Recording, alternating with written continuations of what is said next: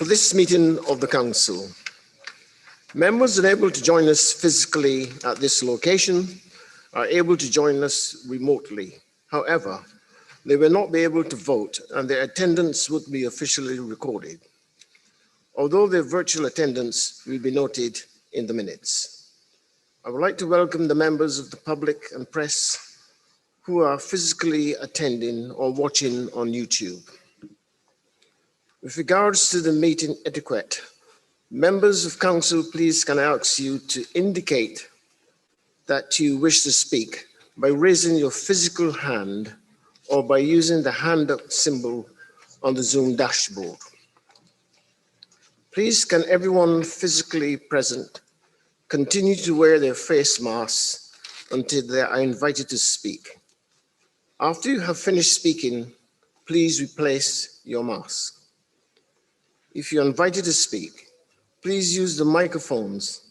If one has been provided for, walk to the nearest microphone and situated on your left or right hand side. Please can I ask members and officers to introduce themselves when speaking, not to touch the microphones, but to stand close when talking into it.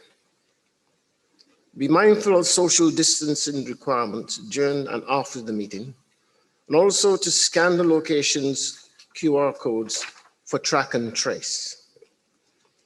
Toilets are located on this level in the foyer area.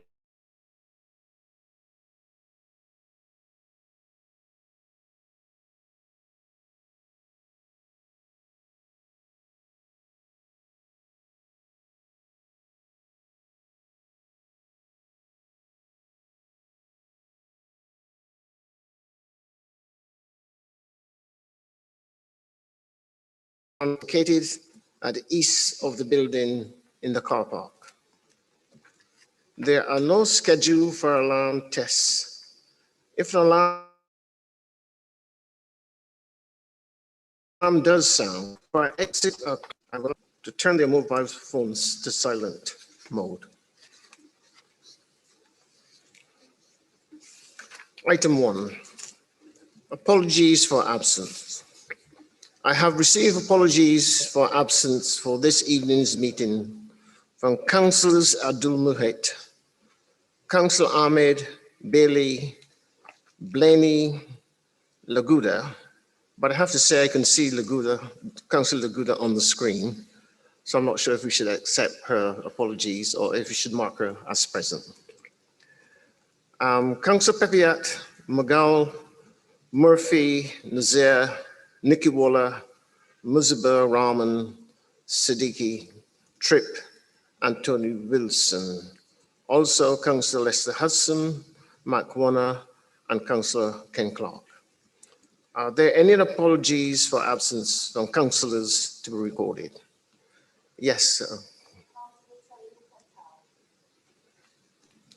Thank you. Councillor Charlie McLean. Charlie, thank you very much indeed. Are there any more? Councillor Gangadhar and also. Thank you very much. Item 2, declarations of interest. Are there any members wishing to declare any disclosable pecuniary interests or personal or prejudicial interests they may have in any matter, which is to be considered at this meeting? Thank you. Item number 3, minutes of the last meeting. I move as a correct record the minutes of the annual meeting of the Council held on the 26th of May 2021. Do I have a seconder? Is that agreed? Agreed. Thank you very much indeed. Item number 4, partners update. Members are aware, in the spirit of more openness and inclusion at council meetings, partner updates have been included as a standing item on council agendas. I am delighted to welcome to the meeting Dr. Peter Dassak, former student at the University of East London, who currently is a geologist and expert on disease ecology and is currently president of the Eco Health Alliance. Dr. Desart's work has drawn attention to the many harms caused by environmental degradation, including the rapid destruction of tropical forests, and how this is linked to the emergence of new disease transmitted between wild animals and humans. And he has been involved in the investigation of the outbreak which caused the COVID-19.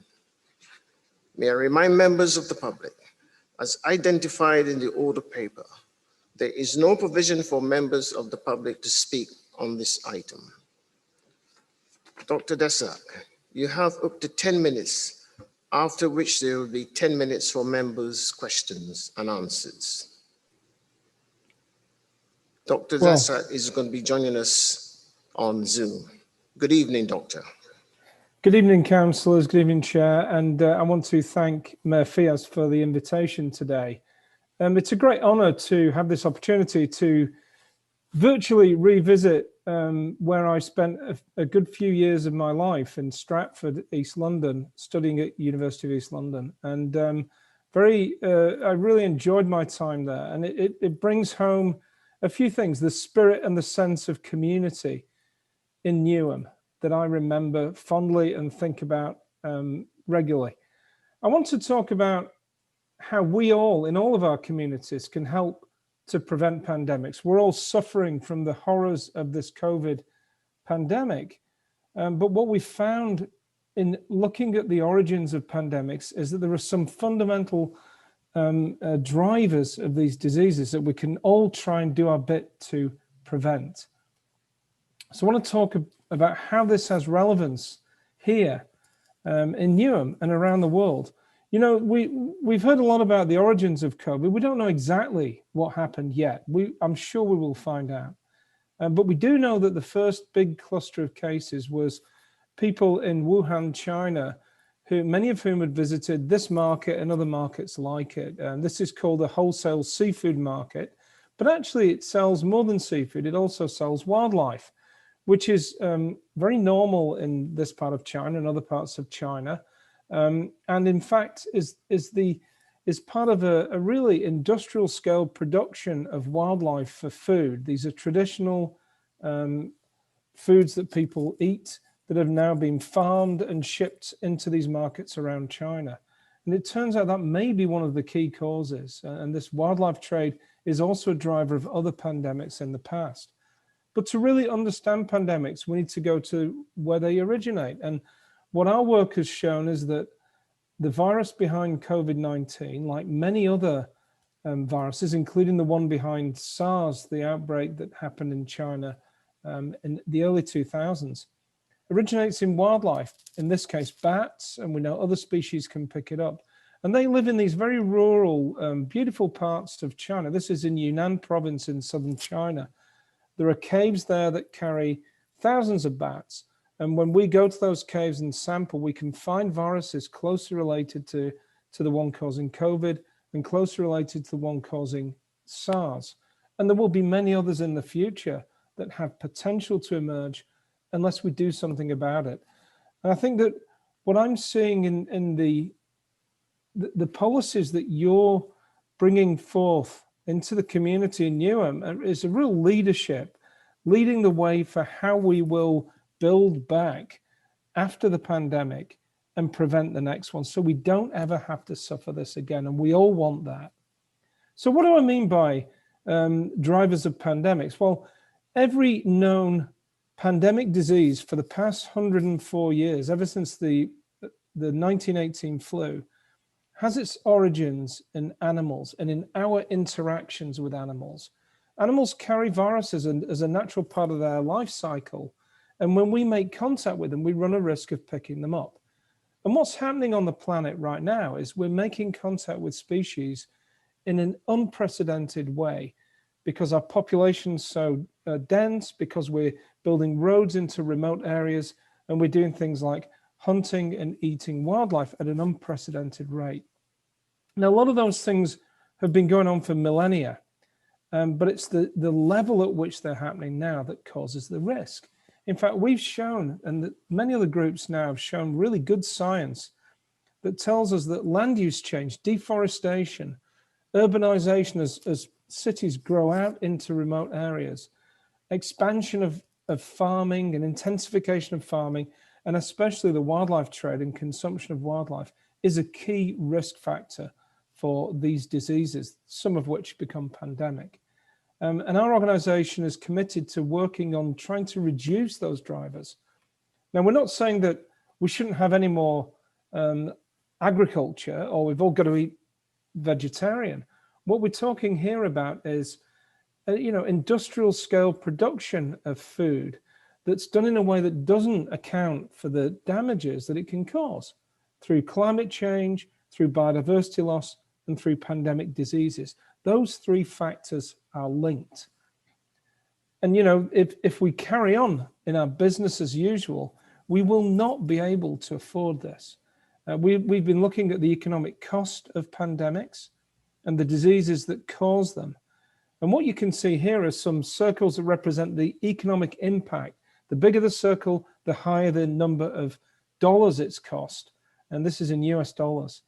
And you'll see on the far right, the big looming circle is COVID-19. No one knows yet how much it has cost our planet in terms of economic loss. We know in terms of lives lost, mortality and morbidity.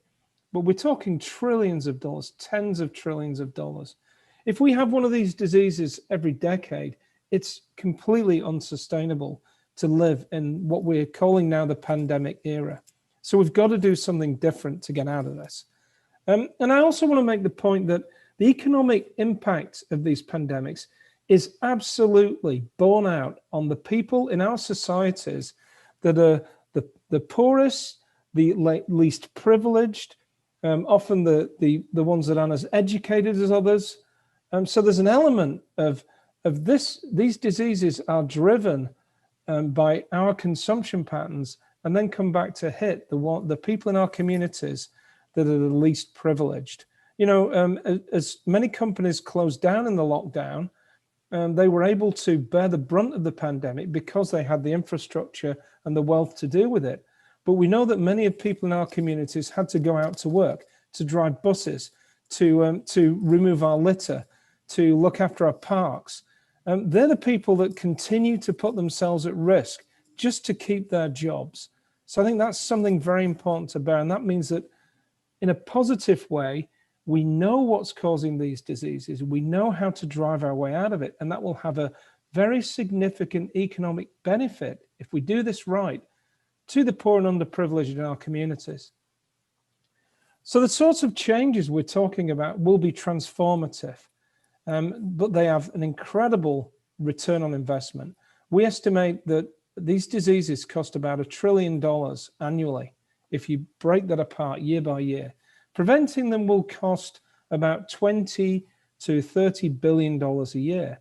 The return on investment is 50 to 1 if those numbers are real. And that's driven largely by this huge impact of COVID-19 and the way it closed down our global economy. And I just want to say that during that lockdown, we all went into lockdown here in the US, where I'm based, in the UK, and also in China, where we saw the air pollution drop significantly. And we saw China close down the wildlife trade significantly, a really positive move for conservation. We then saw things happen like the canals in Venice, you could see through to the bottom of the water. We saw the pollution levels drop globally. We saw wildlife return to our cities and towns. So there is a vision of a future that we saw during that lockdown. It's not sustainable to maintain that, but as we come out of lockdown, we need to think about our relationship with nature and what we're going to do about this. So what I'm really saying, my big message is that to escape this pandemic era, it will take all of us to get involved. Just small changes and adjustments to our own daily life are going to matter.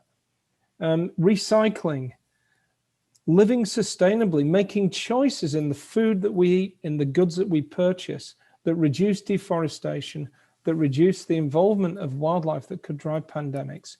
And by getting involved in the growing climate change and conservation activism that's out there, we will not only prevent future pandemics, will reduce climate change, and will get better economic growth because biodiversity will continue to provide the services we get from it every year, like pollination of our crops and cleaning of our water systems. If Newham moves through with the proposed changes and your efforts to bring climate messages to the community, you will show the way forward. And I think it's absolutely critical that you do this. We can't depend on global mechanisms to somehow save us. We've all got to do our bit. And I think that's what you're showing. And I just want to say a really strong thank you for your leadership, councillors, in the way you've taken on these challenges. The benefits will go directly to your communities because we know that your communities were hit the hardest by COVID. And although there's a small cost to some of these measures that we're all going to have to take, the return will be much more beneficial. So thanks for giving me the opportunity. And I look forward to answering any questions. Cheers.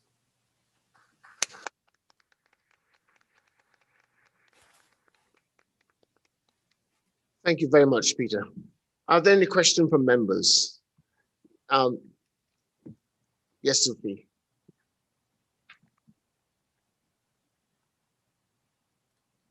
Thank you, Jay.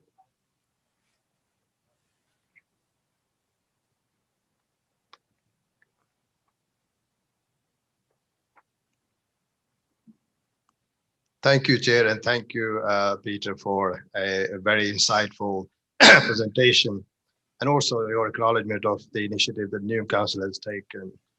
As you said quite clearly, this is a zoonotic disease and linked with origination from Wuhan, as is widely believed. And it is a disease that can be prevented, as you quite rightly said. Hundreds of thousands of lives have already been lost, more may be lost, and clearly there is something that we have to live with for the rest of our life. As you quite rightly say, that the human and economic costs have been devastating, and that is something that we all need to bear in mind. And I'm grateful to you to highlight some of the micro initiatives that Newham has taken to reduce the impact at local level. But my question to you is, what global action or at least warning systems can the world power take to prevent such a devastating tragedy happening again? And what do you think are the barriers inhibiting a sustained collective action? You quite clearly demonstrated the cost and benefit analysis are much more in favor of actually taking action. But what is it that is actually not allowing world powers to actually take action? Thank you. Yeah, I mean, I'm a scientist, I'm not a politician, but unfortunately, what I see crystal clearly are global politics getting in the way of progress. And it's the same politics that make it hard to move on climate change in general. We've got a system here. We've got an economic system that we've lived with for, a couple of 100 years that's been very beneficial to the UK in driving economic growth. It's a system based on fossil fuels. It's based on companies that then become global companies that do their best to be efficient and give shareholders value. But that system, and also the political system we live with regular cycling of votes and the need to get real quick wins to get voted back in, mean it's really hard to put in place measures that are long-term in their outlook and need a few cycles, political cycles, to show benefits. I have sort of think that if we look at this from a multi-decade perspective, in 50 years' time, people will look back on this era and say, wow, that was a tough time that they lived through. They had pollution at an unprecedented scale. Climate change was wreaking havoc and costing them millions of dollars every day without them realizing, but they did something about it. And these pandemics are part of that. We're going to have to take some bold initiatives. And to do that, we're going to have to think beyond those political cycles, and we're going to have to move and wait for the economic system to catch up. A very direct point of benefit to you in East London is, the green jobs that are going to come through when the system does shift will be beneficial to some people. Let's make those green jobs beneficial to residents of Newham, to residents of the same communities that were hit hardest by the pandemic. There really will be economic benefits if we get on board now and show the way forwards for our national leadership and global leadership. It will happen, and we'll have systems in place from WHO and others to predict pandemics, to prevent them, but we need to get on board now. Councillor Garfield.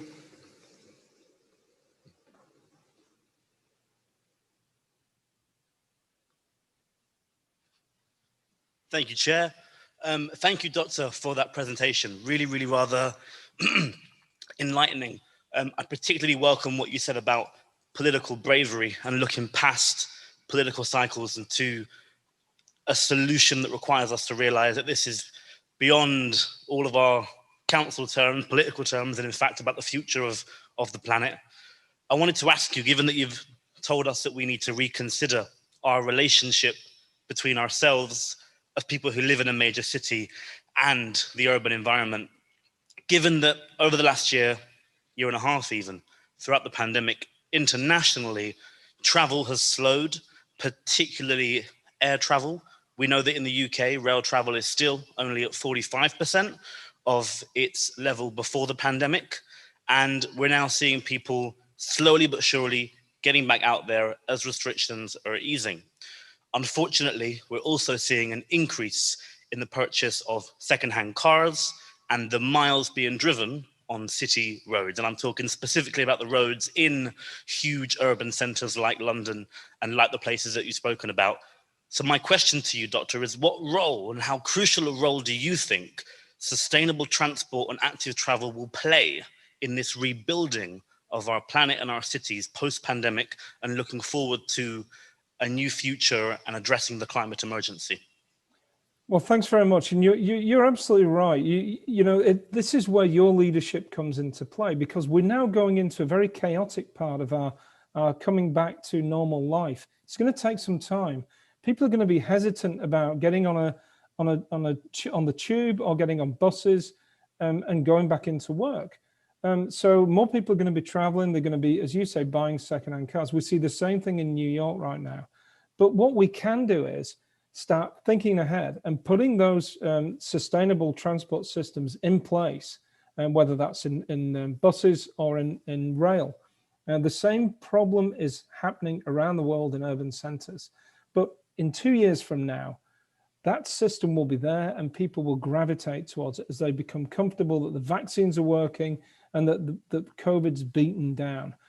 So I think we're in a chaotic period, but again, leadership is needed. And, I spoke with Mayor Fiaz, and I see your faces and I know what you've gone through in terms of putting forward these measures. It is political bravery, but the benefits are to your children, your grandchildren, and the generation that's coming up that understands about sustainability. They will grab at all the initiatives you put in place now, and they're coming up very quick. They're 5-10 years away. Thank you very much. In Belgica, okay. And then Councillor Easter, and then I'll take one more. I'll take you, James. Okay. Thank you, Dr. Peter, for the information. Also, I want to know if we can have a global action because as Latin America has the last land in the planet, and it's like the destruction in the jungle of the Latin America. Do you think we can have any action we can take? Thank you. Yeah, I'm pushing very strongly, as are many other people, to bring in place benefits, economic benefits to the countries that conserve. It's been talked about a lot, carbon offsets, carbon trading systems. But what we need to really think about is, what are the incentives to a government to actually protect forest when if they can make so much money by selling off the timber and converting to livestock production? So there has to be an economic incentive. And there are many organizations out there pushing this. There is going to be a whole new global reckoning as we come out of this pandemic based on things like deforestation and land use change, because most other emerging diseases are linked to this. So we know that there is a direct link. So I think there will be shifts, there will be changes, and they will then give payment for the ecosystem services of especially tropical forests. It's going to have great value for low and middle income countries. Thank you for that. Councillor Anister. Thank you, Dr. Dashak. I speak as the carer of a dog. I don't think one is ever the owner of a dog, but you've talked about how animals give us viruses and things. Do we give animals things like viruses? Well, I'm glad you bring that up because I'm also the owner of a very cute Havanese. Our family has, and it's part of the family, and we're very close. You know, and we share everything. You know, your pets are not the issue. Our pets are not the issue in terms of these new diseases we're seeing. What we're talking about here are interfaces in parts of the planet where millions of people come into contact with wildlife every day when they didn't in the past. And we've seen, we're doing some work right now that shows in Southeast Asia, these viruses are spilling across that system into people. About 1 million people a year get infected with new viruses. They may not even know it. Most don't become pandemic. So that's where the real risk is. And yes, there are some diseases that we pass on to our pets that we should be very careful about, and also to wildlife. As we move out into these areas, we actually bring harm to the wildlife communities, and especially when we bring our livestock into those areas and the diseases they carry. This is a very active area of research in the UK, and there's a lot of mechanisms that the UK government is working on to help prevent those things. So thanks for bringing that up. Councillor James Asser.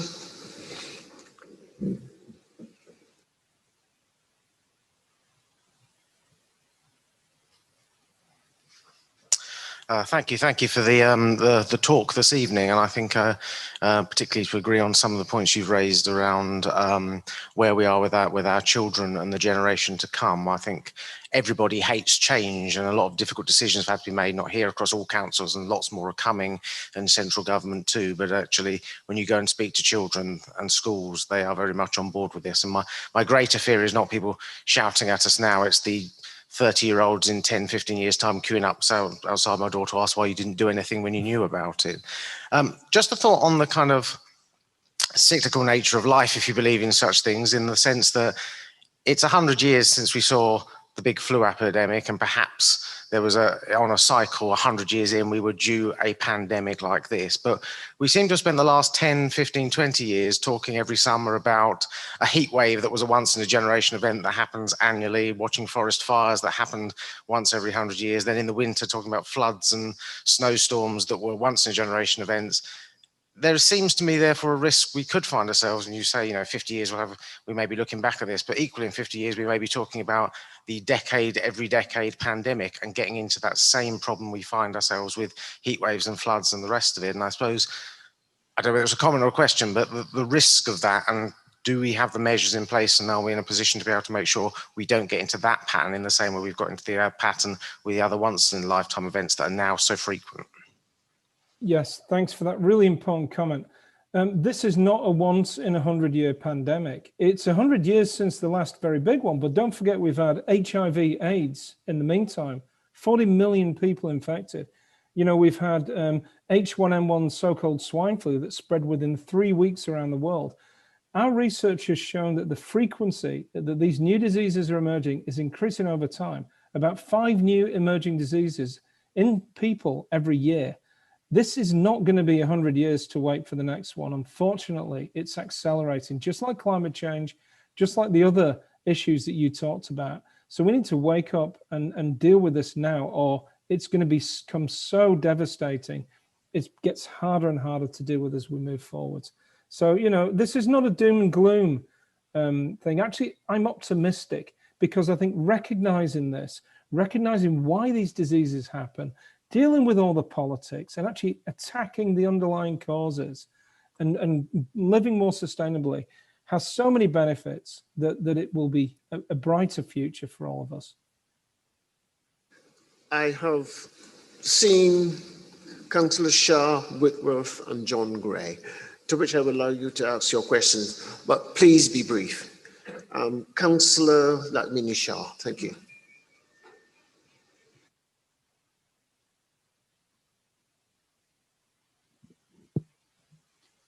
Thank you, Chair. Thank you, Doctor, for your informative speech. Every one of us in this room do want to preserve our planet for our children and the grandchildren. We do have a moral obligation to do that.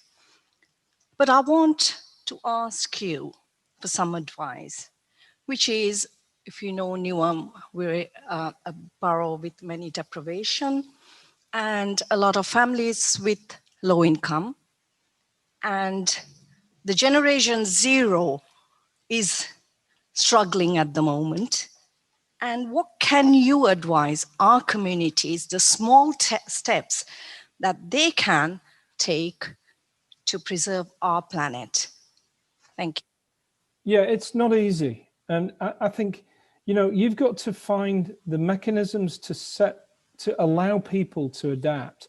So if we're talking about living more sustainably and buying food that's more sustainable, you're going to have to help by putting incentives for that food to be provided.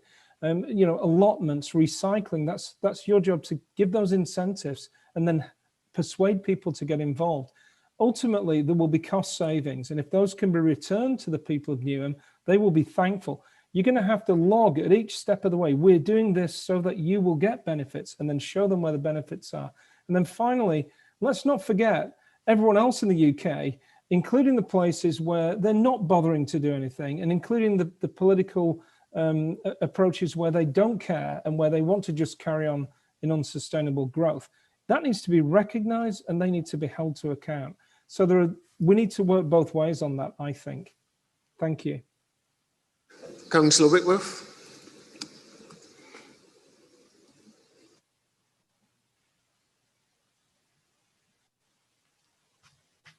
Well, thank you again, Peter, for coming to speak to us. What you've got to say is very important for our future.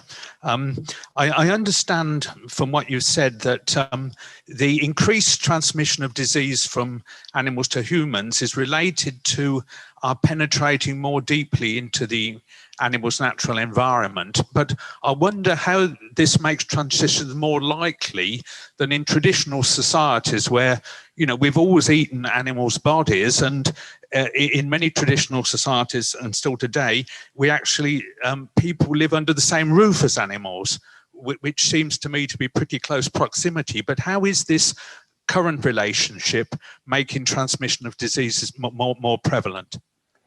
Yeah, no, it's really interesting. You know, we sort of feel like we're a million miles from the rural parts of Southeast Asia where this virus probably started, but we're only one day's travel. And the real difference is the number of people that are living in these regions that are exploiting the environment. The drivers that are the economic drivers that are pushing roads out into more remote areas, and then the transport system that brings them back to the UK and other places so quickly. And by the way, we have our own diseases that start in the UK or the US as well, like foodborne infections like mad cow disease or antimicrobial resistance that begins in our hospitals. So it's our connectivity and it's the number of people doing these things on the planet now that is unprecedented. Recognizing that gives us the way to deal with that. And, you know, every purchase we make, we can look at it and we can say, this has an impact, and we can put that product back on the shelf and move to something else. And if that something else is cheaper, even better. So there are so many ways forward that will involve all of us and that will have an impact on all of us. Our last question here comes from Councillor John Gray. John is not present, so can I ask you to mute yourself, John, and your question, please? Yeah, thank you, Chair, and thank you, Peter, for your really fascinating presentation. What I found is really, really important is you're using facts and figures in order to prove the empirical cost of doing nothing. And, you know, as politicians, we need this information to be able to win over our voters and also win over those in power in our society. Unless we change, this is going to cost us money, and you know it's unaffordable. So there's quite a lot of hot air and greenwashing goes on this issue. It's good that you're here giving us the evidence that we need to change people's minds and hopefully change policies. Well, thank you very much, Councillor Gray. Your words are really, all of your comments tonight really build up my spirit here. We're also dealing with for-profit companies that will respond to the way the public thinks about them. And when we can show that the things that they do end up costing us money, and the people who pay for that are the government, our tax dollars, our tax money, whereas the profits are taken by someone else. We've used this approach around the world where we work and trying to show governments in areas that benefit greatly from the economic development that there's a cost to it, and they will end up paying that cost through rising diseases for the next few decades, whereas the benefits are taken off by someone else. So it really is unfortunate that these numbers don't get out more often. And I'm happy to continue working in any way to support your initiatives to help provide some of the data. Thank you very much. Well, could I thank you very much, Peter, for your time. I know that you're an extremely busy person, and we have appreciated you giving up your time to speak with us tonight. So thank you very much once again. Thank you. My pleasure, and thank you all for your political bravery. Moving to item number 5, announcements by the chair. I wish to make the following announcements. Can I offer congratulations to Mustaq Mughal on the birth of his new baby boy? Can I also remind members of Pride Month, which is taking place at the moment. So I hope you have taken part in that, so good luck to that Pride Month. And also, can I also announce that Neum Word Festival is taking place. That has started, I think it's today, and you can go online and find what's going on there. And also Windrush Day, which is starting tomorrow. So those who are from the Windrush generation, if you're here, do enjoy yourself tomorrow. Thank you. Item number 6, announcement by the Mayor. Can I ask the Mayor if she has any announcements, please? I do, Chair. Thank you very much. Thank you, Chair, Councillor Winston Vaughan, and good evening, colleagues. I hope you found the talk by Dr. Peter Daszak insightful, thought-provoking, and a demonstration of the urgency of the repeated calls to action into taking all the measures that we need to take to address the climate emergency. And more on that when I'll be introducing the latest annual report about our own climate action work later this evening, especially what we have been doing locally.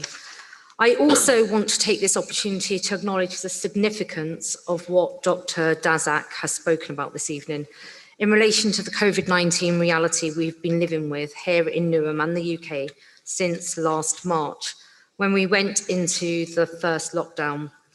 As well as being the president of the Eco Health Alliance based in New York, Dr. Daszak is also a global expert in disease ecology and pandemic prevention. He was part of the team sent to Wuhan last year by the World Health Organization to investigate the origins of COVID-19. Significantly, he is an early proponent of what is known as ecological medicine, exploring the relationship between human and animal health and environmental conditions. Significantly, back in 2018, he, along with a few other disease ecologists, warned the World Health Organization that the next pandemic would be, I quote, caused by an unknown pathogen that hadn't yet entered the human population. They named it Disease X. And we've been living with COVID-19 since 2020 here in Newham and in the UK and globally. And we know the disruption it has caused and the heartache at the lives lost as a consequence.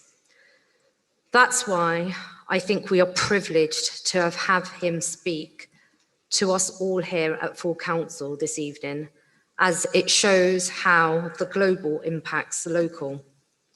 And it's also why I wanted to talk about the status of our current efforts in the fight against COVID-19 in ensuring that our residents get vaccinated in the highest possible numbers. This is vital in the wake of the new Delta variant, which is rising to epidemic levels in London. You know, we have been working really hard to get Newham vaccinated, in particular over recent weeks with our 2 major super vaccination drives across the past 2 weekends. I want to thank all of our health partners, volunteers, including our COVID-19 health and youth champions, and staff in the NHS who made such a huge success of this. We worked with our health partners to get permission from government to secure these events because we know it is vital to get as many of our Newham residents vaccinated. With some 4,100 people vaccinated in the first weekend at East Ham Leisure Centre, the past weekend has seen a further 3,057 people vaccinated on Saturday with their first dose, and a significant number of these would have been at the London Stadium event. Thousands of our younger people aged from 18 to 39 turned up to get the jab, in many cases queuing for a while, including our own councillor colleague Genevieve Kitchen, who got her first jab this past weekend. It shows the incredible appetite of people in Newham to get vaccinated. And as of today, we've also reached a really important milestone, 100,000 second dose jabs, which is great achievement, but there is much more to do. These recent weekend events have been impressive, and I remain absolutely indebted to everyone who's been playing an important part in achieving these successes. But I also remain deeply concerned that we are very much behind the national average, with around 30% of people in the borough fully immunised after 2 jabs, just under half the average across England, which stands at 59%. While 51% of eligible residents in our borough have had their first dose, this compares to 80% across England as a whole. We estimate that at least a further 260,000 doses are needed to protect everyone in Newham, which would take another 18 London Stadium-style mass vaccination events, like the one that took place on Saturday. And that's the reason why I am asking the government to take urgent action to address this vaccine inequality as we go forward. We have faced a lack of supply and resources, and Newham has not been getting its fair supply of the vaccine, despite all the efforts of the council working with our health partners. For months now, I've heard many reports of shortages and heard how some of our local health partners have been having some problems with vaccine supply. Every person in Newham has an equal right to be protected, to be vaccinated. Anything less is utterly unacceptable, and I will not allow a situation where Newham has been left at the back of the queue. The government must fix this disparity. Our borough has already been one of the hardest hit in the country, and inequality, and in particular race inequality, has played a significant part. Our residents have lost lives, jobs and security, and I will not allow our people to get left behind on vaccination. As you know, I've already written to the Minister for Vaccine Deployment, Nadeem Zawahi, demanding urgent intervention to ensure that Newham gets the vaccines that we need and also support to get those vaccines out. Given our young population, 38%, which are under the age of 24, that cohort must have full vaccination opportunities, which are not only to reach the national average, but also to reach the 80% which is the government's vaccination target. The issue of inequality, of course, goes wider. It reflects a huge international health injustice and something that the World Health Organization has described as a catastrophic moral failure. We have witnessed richer nations buy up and lock away billions of doses through contracts with private pharmaceutical companies. Meanwhile, countries in Africa, Latin America, Asia, and the Caribbean are struggling to even get minimal amounts. The World Health Organization Director General made clear that the G7's recent offer of a paltry 1 billion doses fell way short of what was needed, and that the vaccine race for life was not a fair race. He estimates that at least 11 billion doses would be needed if the rest of the world was to hope to reach 70% vaccination by this time next year. And so in Newham, we are demanding a fair race for our people in this country and for vaccine equality in both doses and support, as every person has the equal right to protection. Moving on, I'm delighted to announce that we have now officially opened our Employment Rights Hub, the first local authority anywhere in the country to do so. From the outset, you know I pledged to put workers' rights right at the heart of our inclusive economy agenda. And COVID-19 has exposed the need for this and the true cost of job insecurity and poor conditions.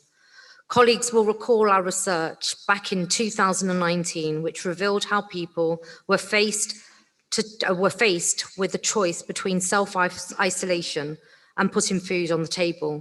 This has got to change. The truth is that better paid, quality jobs and rights and security at work are two sides of the same coin. To this end, our Employment Rights Hub will play a vital role, integral to our Newham service. As part of our launch last week, the Council held a public webinar where I was joined by TUC London Regional Secretary Sam Gurney to discuss the centrality of workers' rights in any fair and decent economic COVID-19 recovery. And this transformation change that we need here in Newham, which defends workers' rights, is absolutely non-negotiable because people in Newham deserve proper, secure work.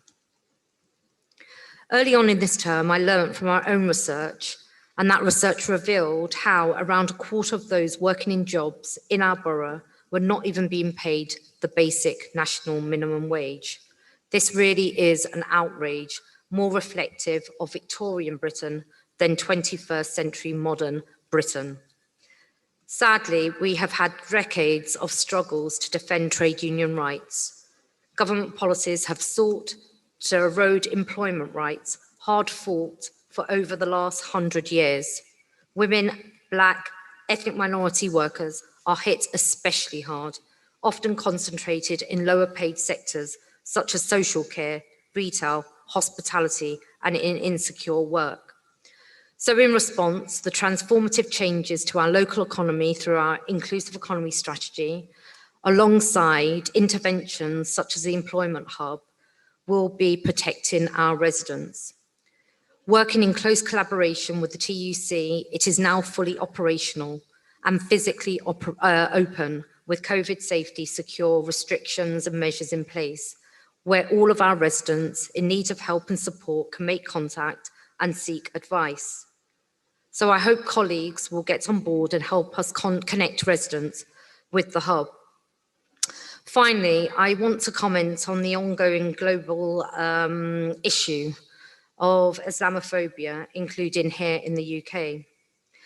Colleagues, earlier this month, I expressed my horror at the shocking Islamophobic terrorist attack in the city of London, Ontario in Canada, which saw 4 members of the same family, 3 generations, tragically killed after a vehicle deliberately drove into them when they were out for an evening walk.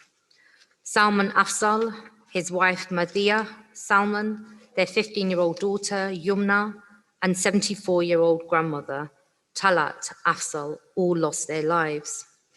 Their son Fayaz was injured, but survived. He is 9 years old, without a mother, father, sister, or grandmother because of the hatred that killed them. Our hearts and our prayers go out to their loved ones, and our thoughts remain with him. Deputy Mayor Charlie McLean also put out a statement to express our shock and sadness at what had happened. And I restate my determination to eradicate Islamophobia and all forms of racism, discrimination, and hate crime in our community and in our society. At a time when Islamophobia and attacks are rising, I know from people I have talked to and correspondence I have received that there is growing concern and mosques have received threats and in some cases attacks. We remain committed as a council in working across all faith and community groups and grassroots organisations. Already we've been working very closely with many Muslim organisations who we will be meeting later in the month to discuss what more can be done to combat the rise in racism and Islamophobia in this country. And I'm thankful for everyone who is joining all organisations across all faith communities who have stood in opposition to the hatred that we remain challenged by, that we remain committed in tackling. And these latest terrible events in Canada are a stark reminder that we need to be ever vigilant and remain united. Thank you very much, Chair. Thank you very much, Mayor. Can I now ask the Chief Executive if she has any announcement to make? Thank you, Chair. I have no announcements to make this evening. Thank you very much indeed. Moving to agenda item 8, updates by the wider executive. Any member of the Cabinet, Deputy Cabinet Member or Commissioner who wishes to update Council will be allowed to speak for up to 3 minutes. There shall be no debate or questions allowed. Does any member of the Cabinet, Deputy Cabinet Member or Commissioner wish to speak? Councillor Mohammed, thank you.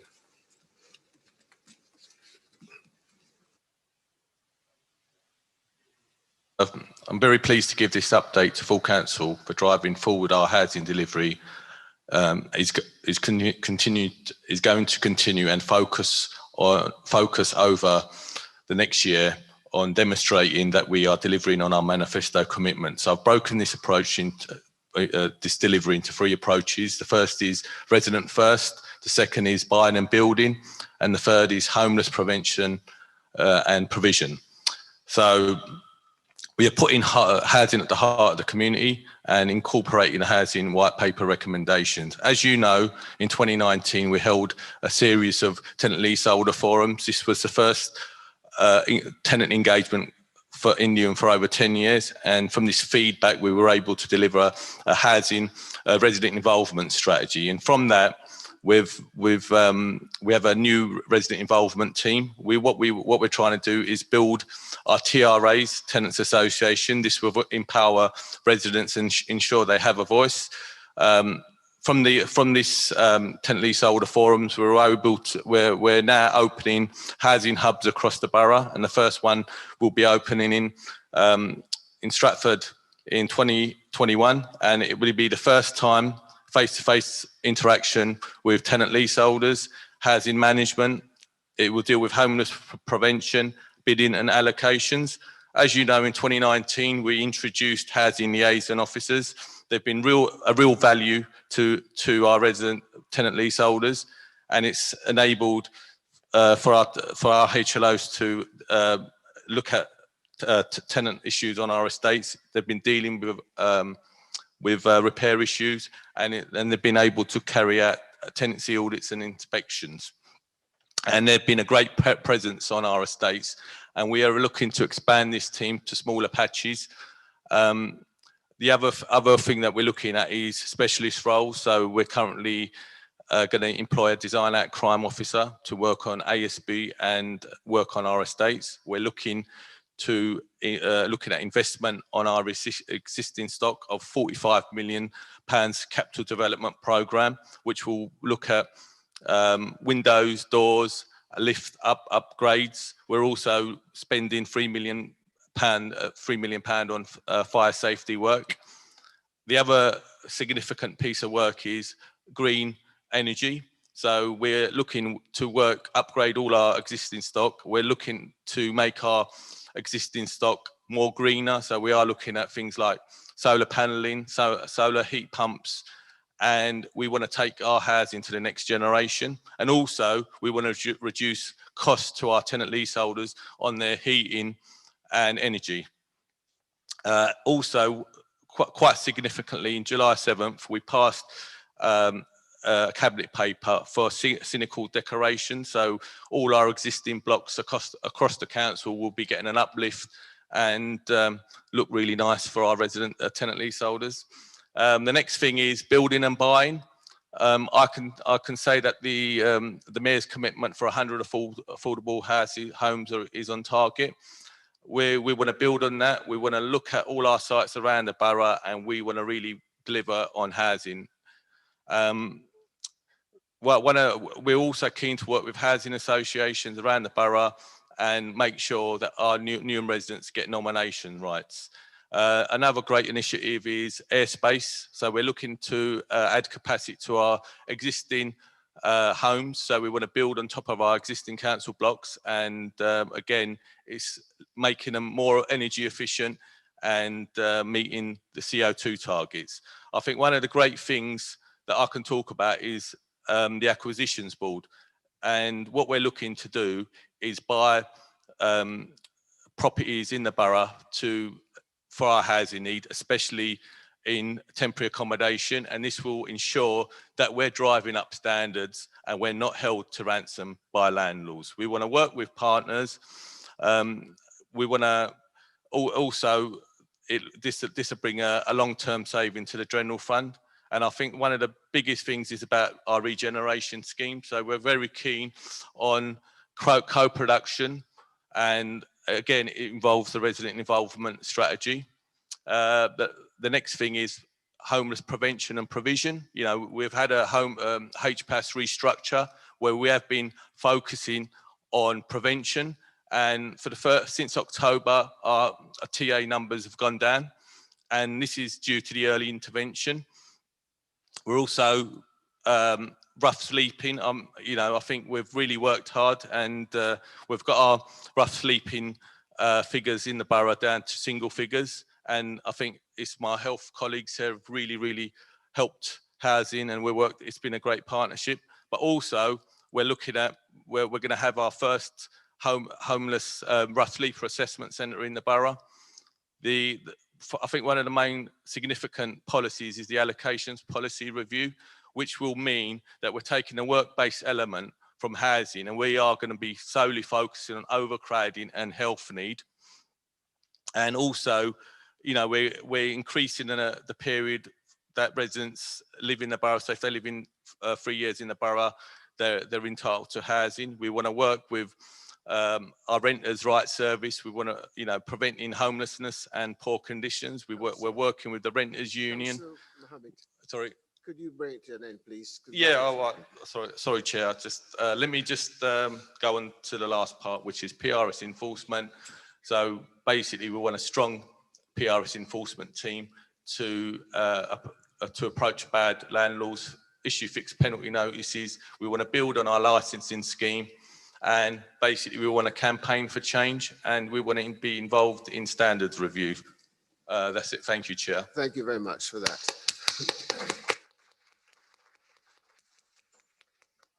Any further updates from cabinet members or commissioners? Thank you very much indeed. Moving on to item number 9.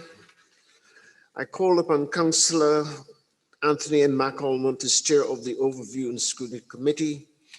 Do you have anything to say with regard to board governance scrutiny topics or overview and scrutiny? If so, you have up to 5 minutes, please. Thank you.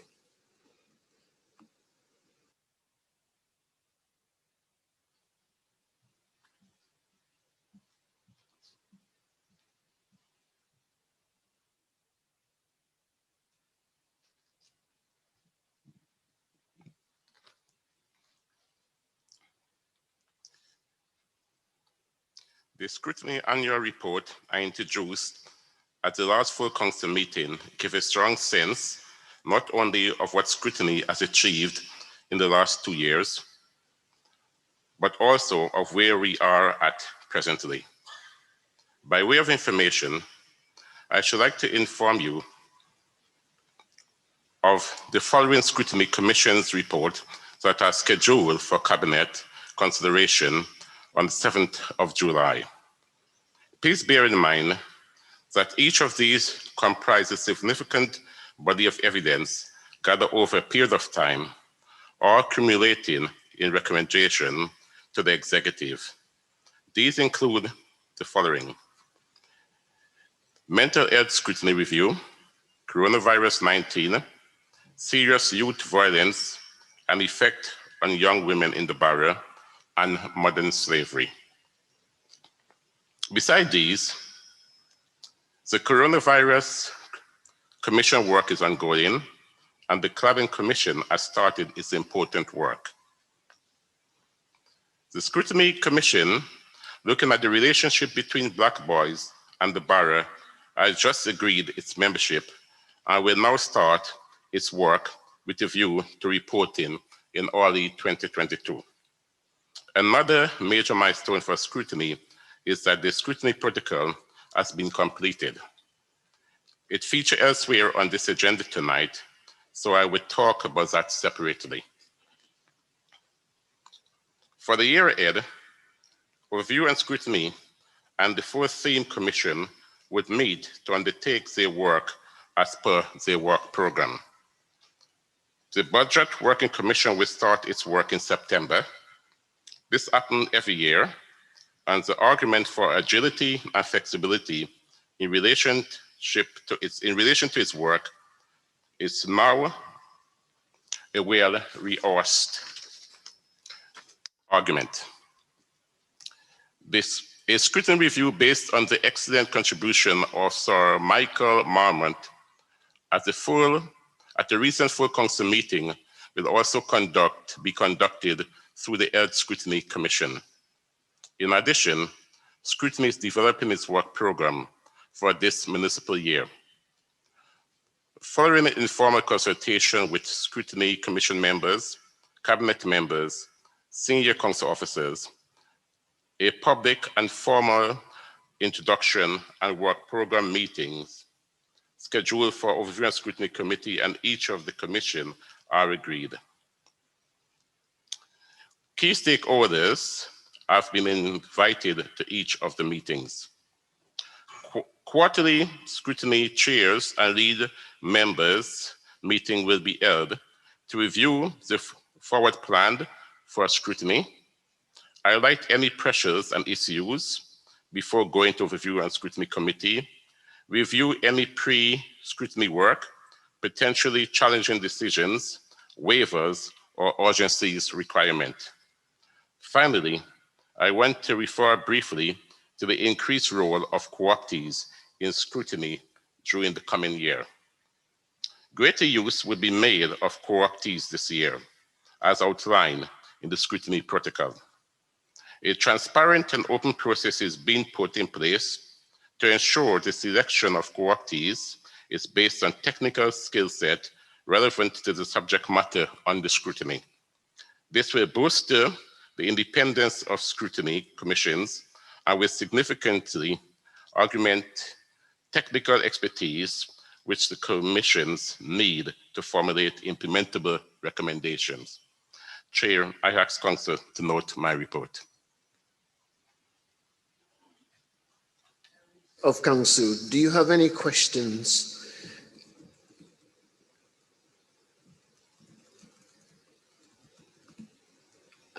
Is that report noted? Noted. Thank you very much indeed. Item number 10.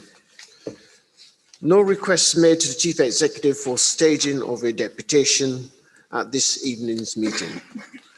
Moving on to item number 11. Petitions. Does any member, does any member have a petition they wish to present to Council? Yes, Council has. Yeah, just make sure that the officer receives your petition. I think Joy's over there. Sorry, could you use the mic, please?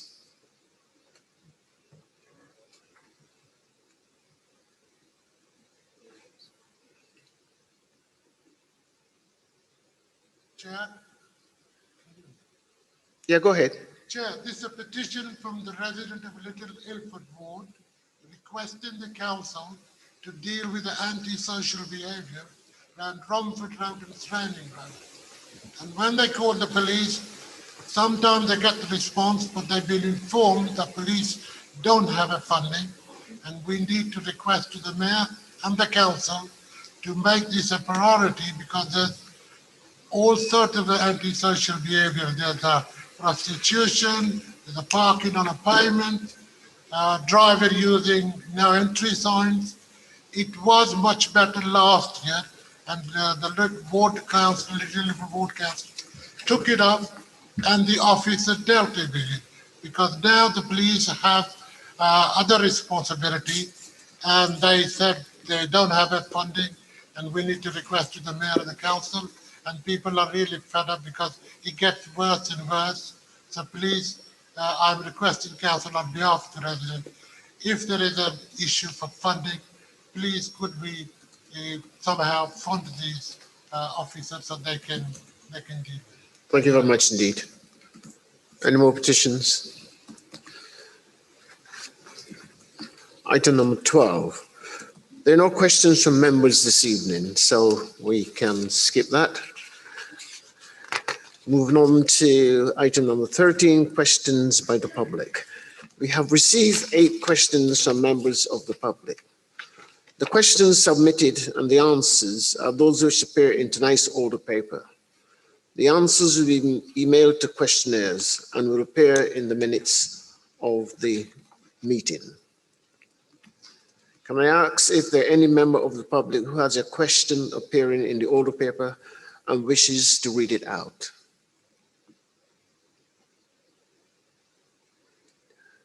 I think there's none. Does the relevant member of Cabinet have any further information to add of those questions that were submitted? Right, as there are no further members of the public who wish to read their submitted questions, I will ask if any member of Cabinet has anything further to add to their respective answers already published in the order paper. And I take that as a no. Moving on to item 14.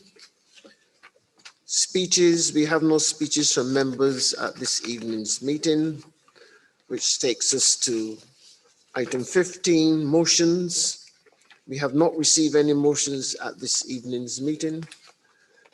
Takes us to item 16, climate emergency annual report. Mayor Fiaz, please move the recommendations in the report. You have up to 5 minutes. Thank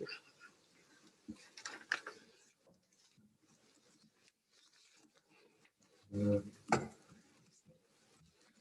Thank you very much, Chair of Council. Colleagues, you'll all be alert to the fact that in November of this year, the 26th United Nations Climate Change Conference, otherwise known as COP26, is set to take place.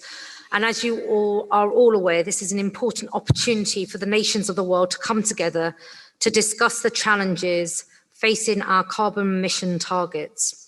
It is also an opportunity to push governments to better resource our collective response. And it is against that backdrop that I am really pleased to be introducing NUM's second annual climate emergency report. And before I proceed, I want to once again this year thank Councillor Sasha Dasgupta and Councillor Joshua Garfield, who back in April 2019 presented a motion which urged all of us to declare a climate emergency, and all of us rose to that challenge given the significance of what they stated in that motion, and we should all commend them. So I'm pleased to introduce this second annual climate emergency report, as it's a requirement of that motion that we come back each year and I present our progress against the targets that we have to achieve. This report, for noting, provides a comprehensive update on the progress of our work in response to the health and climate emergency. as I said, which follows that motion back in April 2019. It details the progress of our Climate Emergency Action Plan, which is included as an appendix, and also our Air Quality Annual Status Report, which was published last month, and details our vital work in improving our air quality. This detailed and comprehensive action plan reaches into virtually every single area of the Council's work and is integral to our COVID-19 recovery strategy towards a better Newham, and how we envisage the change needed to benefit the lives of Newham and the lives of the people of Newham through our transformative policy agenda. Furthermore, it begins to identify and set in train for the future a roadmap for the actions we need to achieve our goals of climate neutral by 2030 and climate zero by 2050, and also takes into account how we will meet the new benchmark set by the government of reducing carbon emissions by 78% by 2035, as set out in the government's sixth carbon budget published in April of this year. This is a key area and is part of our mission to improve the health, happiness and well-being of our residents. In that sense, it's one of the most important areas of work since we have stepped into office back in May 2018, and we have been advancing from the point at which we passed that climate emergency declaration. And our annual report comes at a critical time as we emerge from the COVID-19 pandemic. And as mentioned in my introductory remarks, the global gathering at the COP26 summit later this year in Glasgow. And after hearing from Dr. Daszak earlier, it could not be clearer how urgently we need to make the changes if we are to deal effectively with the dual crisis of climate and health. And we need nothing less than a fundamental shift in the way we organise our economies, our communities, and our societies. Despite the pandemic, we've continued to push forward on this agenda and have embedded it into our thinking and our practice around recovery and throughout the Council. And I would absolutely commend every single councillor to read in detail the annual report and to have those conversations with local residents as part of explaining the reasons why we are doing the things that we are doing, not only to save the lives of our residents, to ensure the health and well-being of our future generations, our children, but also to protect and save the planet. No. So in terms of the report itself, it covers a number of core themes, including our approach to the economy and delivering better paid green jobs and training for the future as part of our transition of our local economy into the green economy. It sets out how we are undertaking the transformation in the way we live, work, travel, and how we socialise and how we organise our neighbourhoods. It talks and details all the actions and activities that we are doing to promote and embed healthy lives. And finally, it sets out how we will continue to work with our residents in Newham. So to conclude, this is a big and transformative agenda, and we want nothing less than a cradle-to-grave approach to sustainable living and to promote a circular economy. So I look forward to the debate tonight, and I commend to all members of the Council this report for noting. Thank you, Chair. Thank you very much. Do we have a seconder? Yes, Councillor.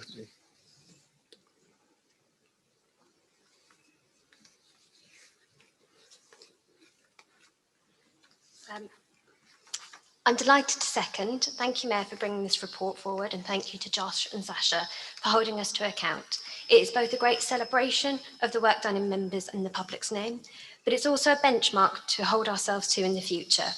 Although I deputise for the role in although I deputise for the Mayor in this role, a lot of the work has come from colleagues around and their offices. So thank you for prioritising this and taking this collaborative effort seriously.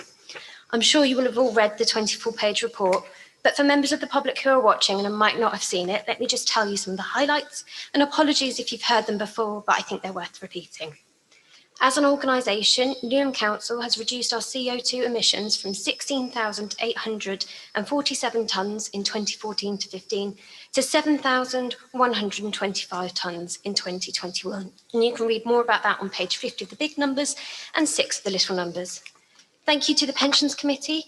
We have moved £200 million of equity assets to a more socially responsible fund and outlined a managed transition to 100% decarbonisation. That is also on page 58 or 14. Because of the housing delivery strategy outlined earlier by Councillor Shaban Mohammed, we are aiming to upgrade our existing stock to tackle the climate emergency and tackle fuel poverty at the same time, page 59 or 15. Our Environment and Highways team have been incredibly busy over the past year, planting over 9,000 sapling trees, bringing recycling to facilities to 100 blocks that previously didn't have it, and has increased our actual recycling rates. With our pilot projects in partnership with Keep Britain Tidy, we've also seen a 67% drop in fly tipping in those areas.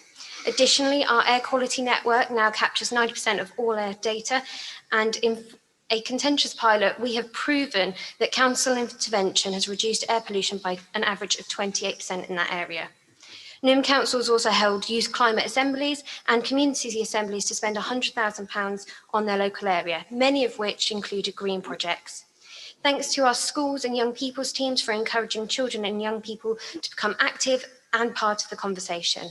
That's all outlined on page 67 or 22.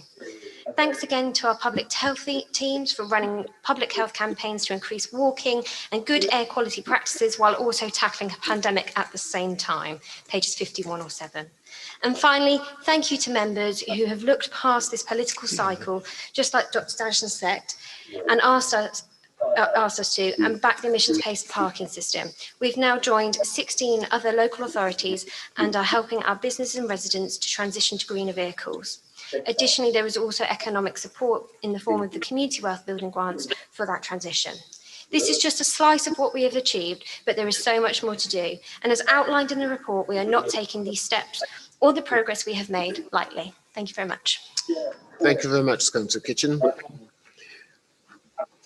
Now we move to the debate. Does any member wish to speak? Councillor Musaba. 2 miles from Yuki, in the village of Summercourt. Who's that? I can't see your face. Oh. Oh, right. Your camouflage.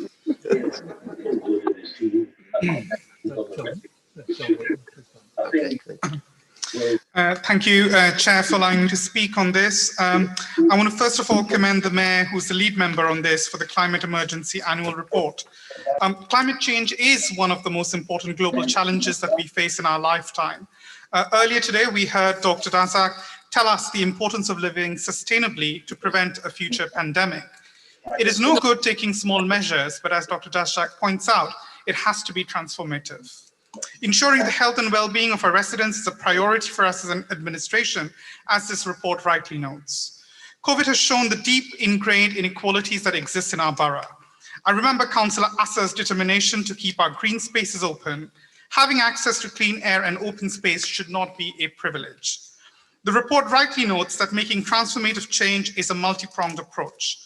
From the fairer emission-based parking scheme introduced, decarbonising our council buildings, planting more trees, and increasing air quality monitoring across the borough are but some of the measures.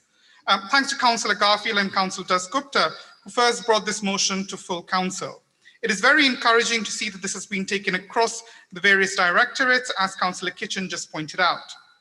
Lead members, thank you for taking this up across, from the 50 steps to healthier Newham, to improving health and well-being for our residents, for the air quality health champions, our procurement team actively identifying sustainable purchases, and our pension fund, which was the first in London to develop and implement a groundbreaking environmental, social, and governance policy. The response to climate emergency has to be a global effort. And it is impressive to see Newham leading the way in local government to tackle this through collaborative working with our residents as we move towards a carbon zone future. Thank you, Chair. Councillor Whitworth.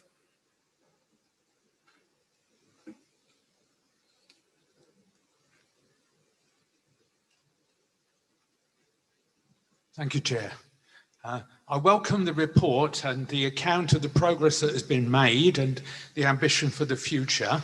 And I note in the report it states that we are examining ways of collaborating further with schools to reduce the pollution in the air.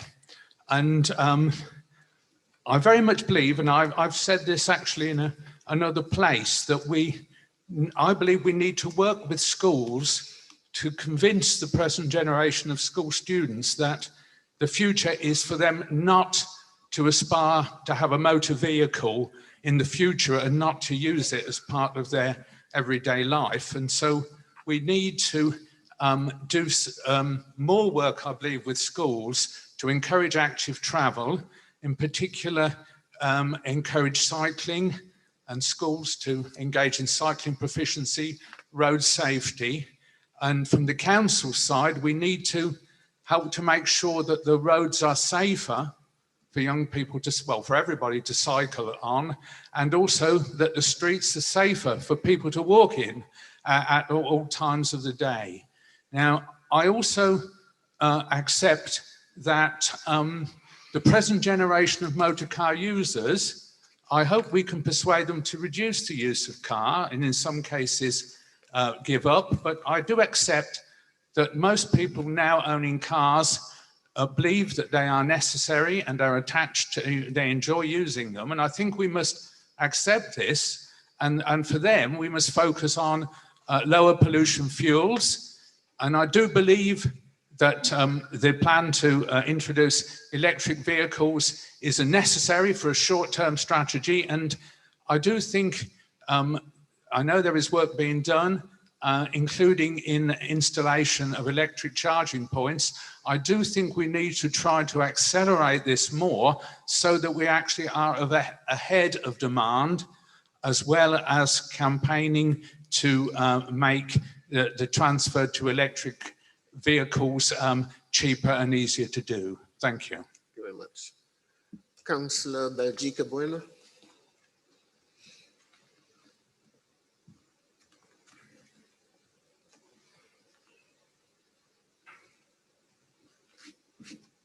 Thank you for the report, Mayor. But I believe in the proposal to reduce plastic, but it would be better to change to bioplastic. Plastic is the most destructive material on the planet. The council can encourage the use of bioplastic throughout the neighborhood. If the current waste management is not improved, 99 million tons of uncontrollable plastic waste will be end in the environment by 2030. Even the European community is putting an end to the use of the plastic from this July 3rd to 2091. This should be an opportunity to demonstrate our commitment to the environment and the care for the nature. And also in the future, we should start recycling wasted food. Some councils even they'll sell it outside of the country. Thank you. Thank you. Councillor Joss Garfield.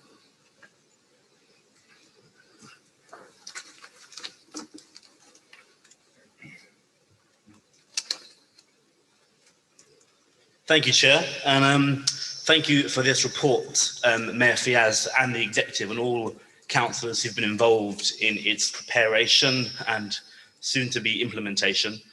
There is an awful lot in the report that I wholeheartedly welcome, absolutely. And I think that it's important that we reflect and remember that our target for carbon neutrality in the year 2030 is not even 9 full years away.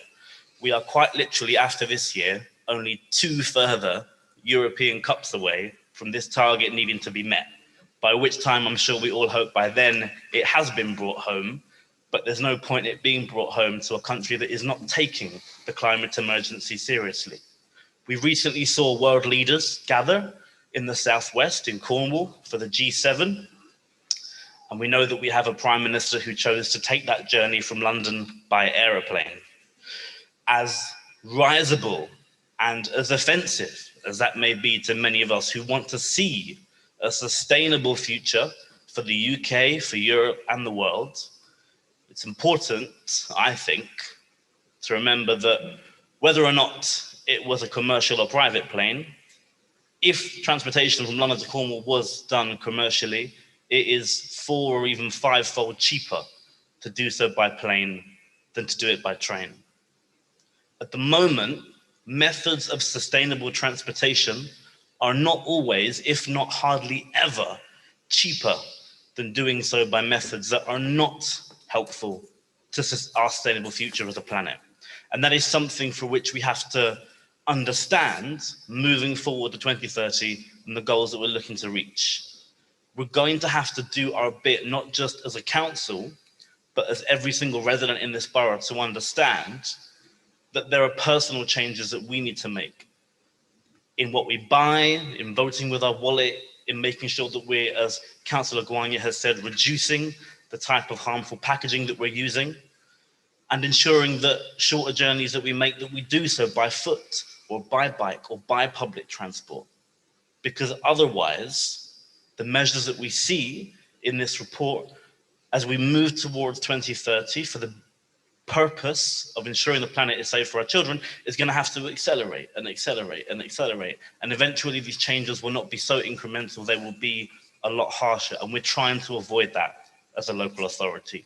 We're trying to do this as slowly and surely and in conjunction with the residents as possible, but it's going to take collaboration.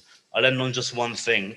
What has stuck with me for the past 20, 30 minutes is something that Councillor Assa said about heat waves, because today is summer solstice, and yet it does not feel like a summer day.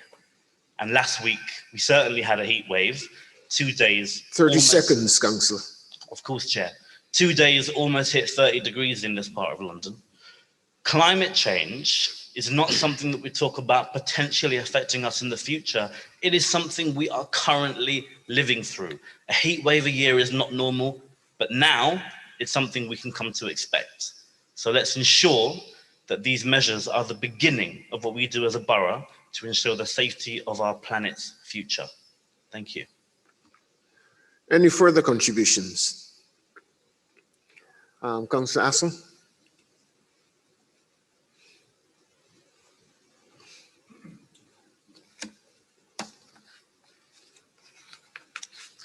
Thank you, Chair. And I just want to come back on really because there were comments there, and I just want to thank everyone for their contributions and their support they've given in terms of the work we've done on this. There was huge amounts to do, and we've made some good progress, but there is clearly still lots and lots for us to do, not just in my department, but across the whole council and across the whole borough.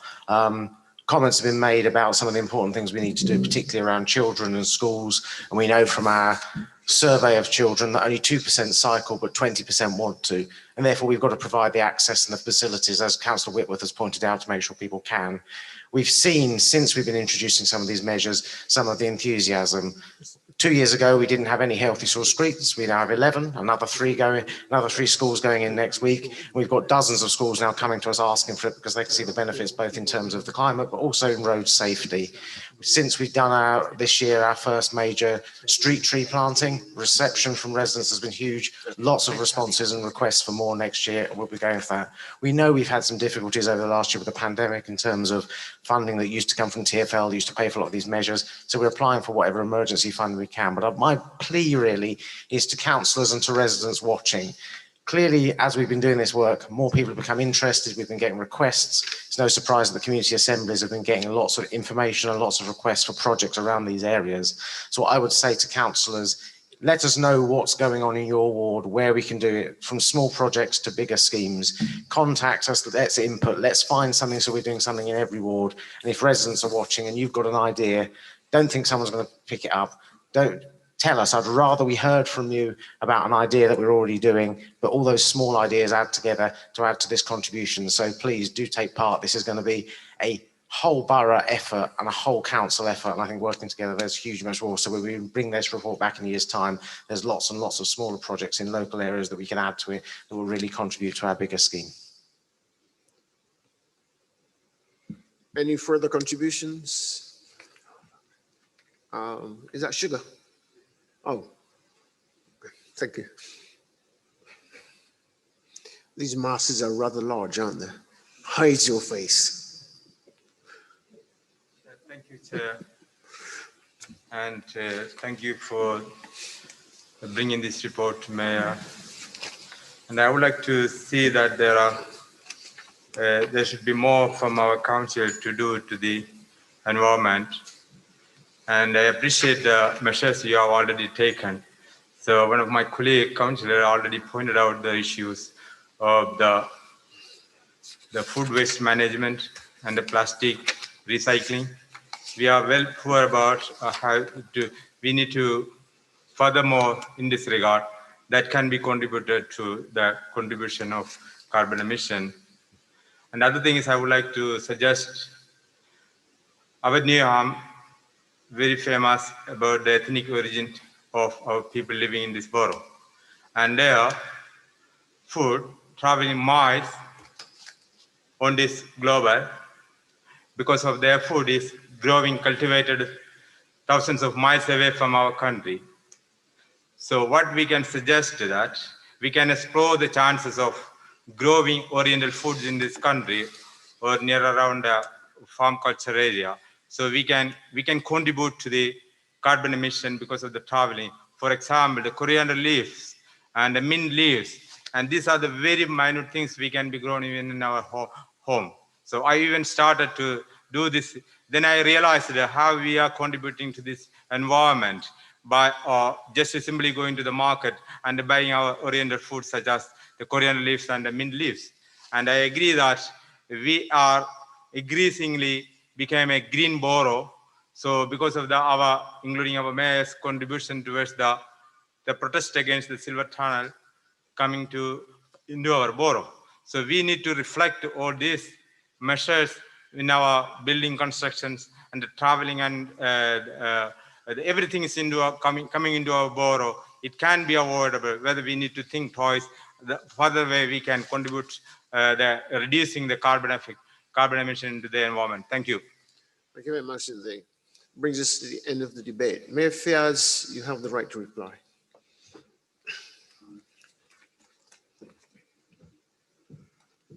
Thank you very much, Chair.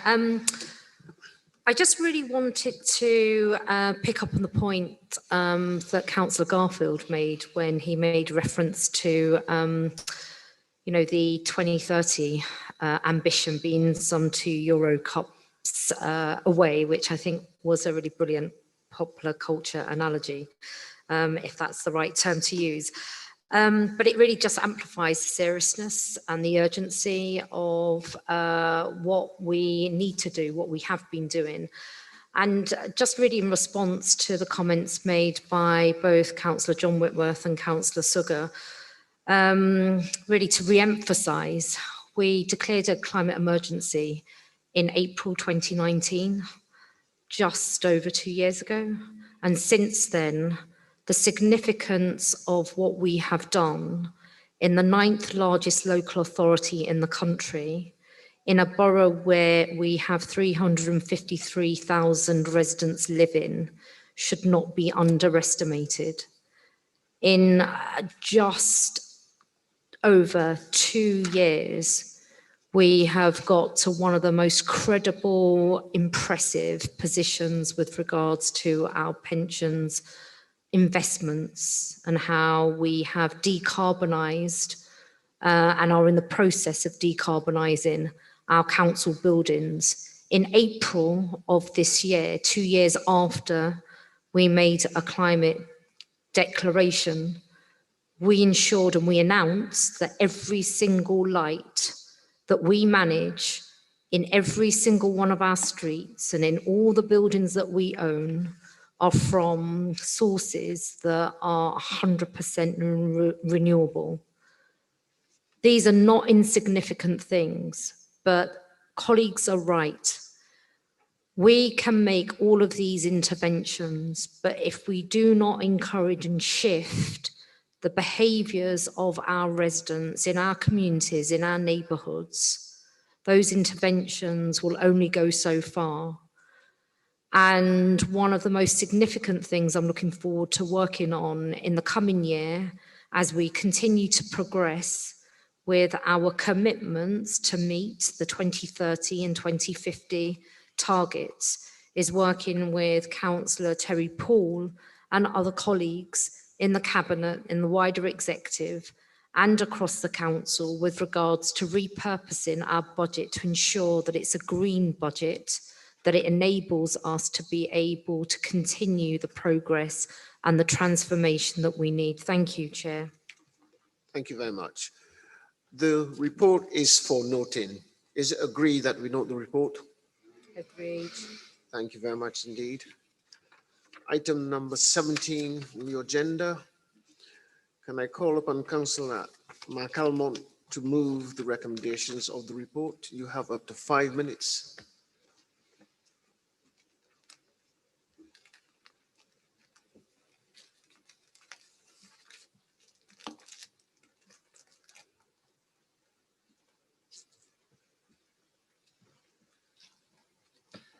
Chair, this is a value-driven protocol. It sets out clear purpose and principles of effective scrutiny in NEOM based on our values. This protocol is not just a collection of words or rules. It is a mirror of our fundamental values. I quote from the protocol. It describes a mutually agreed value-driven relationship between the executive and scrutiny based on mutual respect and parity, trust, and a shared commitment to the residents of NEOM, unquote. The protocol recognizes the centrality of good governance in the relationship between scrutiny and the executive. It contributes fundamentally to improving good governance in the Council as part of the good governance agenda being pursued by the administration.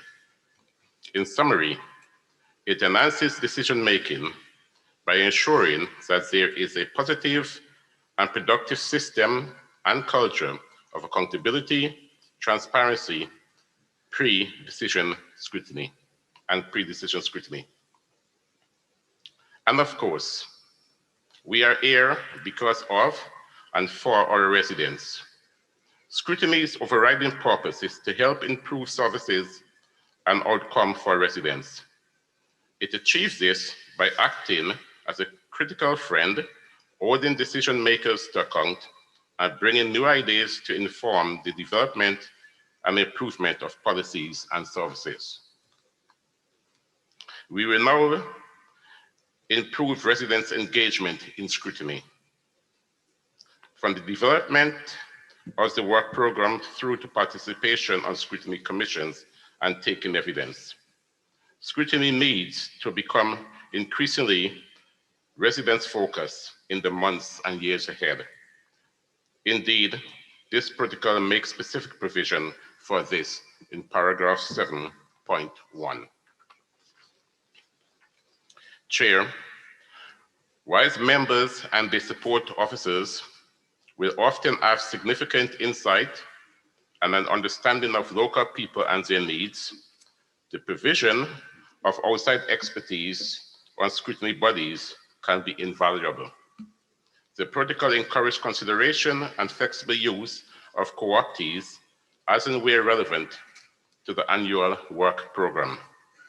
Of course, co-option will take into account the unique role of democratically elected members and the appropriate balance between this role and technical or other co-optees whose expertise can improve the work of scrutiny commissions. This was recently demonstrated by the role the CIPFA representative, Sandra Bade, played on the Budget Scrutiny Commission. She was co-opted on a flexible basis and played a key role in scrutiny of the budget for this municipal year. The protocol is a high-level document representing the framework of aspiration, principles, and values reflective of consultation with a wide range of key stakeholders. This is the first time that Council has such a protocol.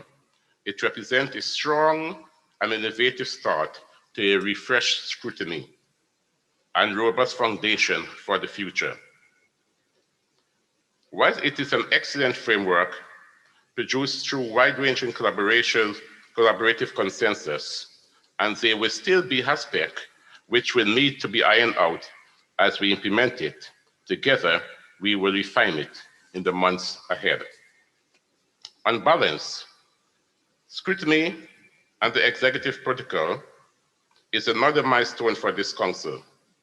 It is a progressive and innovative framework that grows well into the future. However, it is in its operationalization that real success lies.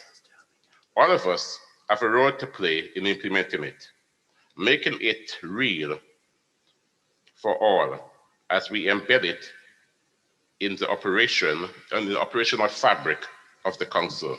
30 seconds, Council. And this is the next step, which, in the spirit of values of constructive collaboration, mutual respect and parity, trust, and a shared commitment to the residents of Newham, will make a real difference.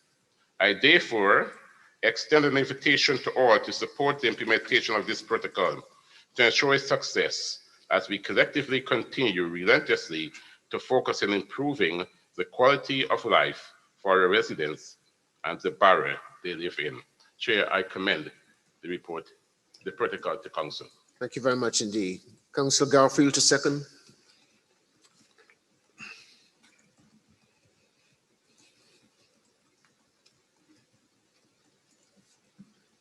Thank you, Chair. I'd like to formally second the protocol. The only thing I wish to add to Councillor McCormack's comments are regarding good governance of the council, which I think is paramount to the role of scrutiny. I think it's something that all of us in Newham Labour Group and the Labour Mayor of Newham stood on a platform to accomplish in 2018, was being able to show residents that this council has a good structure of governance, one which it can defend, and one which seeks to ensure that every single decision made is done so in the interests of everyone that lives, works, and enjoys Newham. So I'm happy on that basis to second this formal report of the scrutiny work protocol and look forward to good governance being something that we continue to display in the borough and further bring to the residents at next year's local elections. Thank you. Thank you very much for that, Councillor Garfield. Move standing. Can I propose to move standing order 11 by 30 minutes, if that's okay? Yeah, okay. You need to second that. Yeah. Anyone to second that motion? Councillor Jane Lockwells, thank you. Could we vote on that then? Is it agreed that we move standing orders for how many minutes? 30 minutes. 30 minutes. Is that agreed? Agreed. Thank you very much indeed. Thank you for that, Councillor. Thank you, Chair. Moving to the debate on this item, does any member wish to speak? Oh, that's wonderful. Chair, if I may. Oh, sorry. Thank you.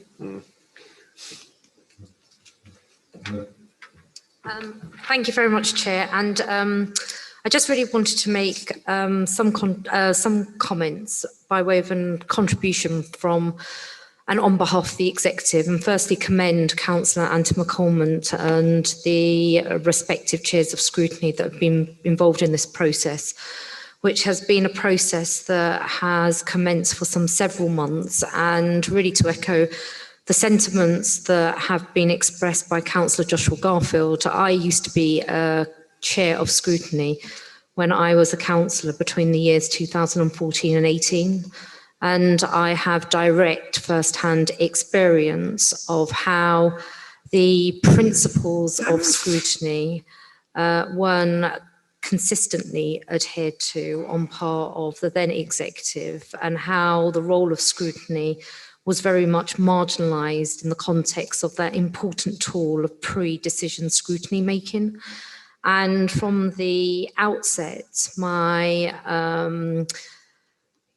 emphasis to the chair of Ovine Scrutiny since May 2018, who continues in that role to this day, Councillor McCormack, was that we as an executive under my administration leadership would do all that we can to help support the important role that scrutiny plays in providing perspective, in bringing new ideas to the fore, in providing that important role of challenge, because that is an important feature of a healthy, good governance, local government system. And I very much welcome the journey that the scrutiny chairs and the chair of overview scrutiny in particular has embarked on with regards to this protocol, which I know now will go through a process of being purposed for the requirement of us bringing true its values and the principles contained. So I just really wanted to say thank you.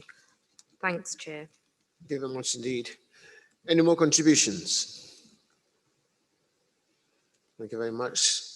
Councillor McAlmont, you have the right to the last reply. Do you wish to say anything?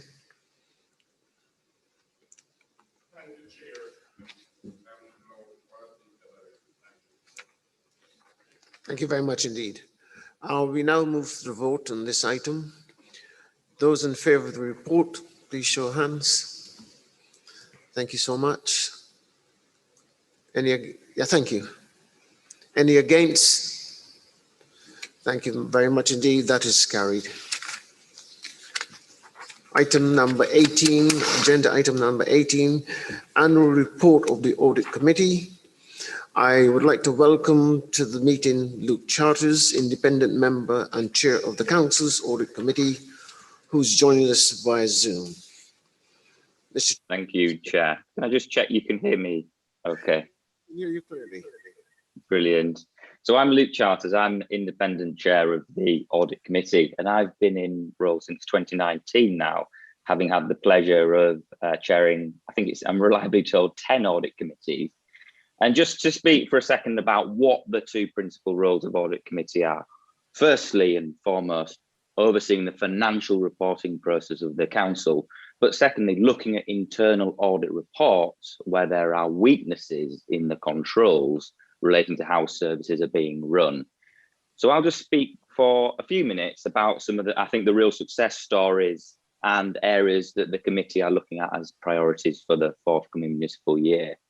But could I start with a real positive for the council? And that is a report that we received and actually commissioned on the governance arrangements during the pandemic.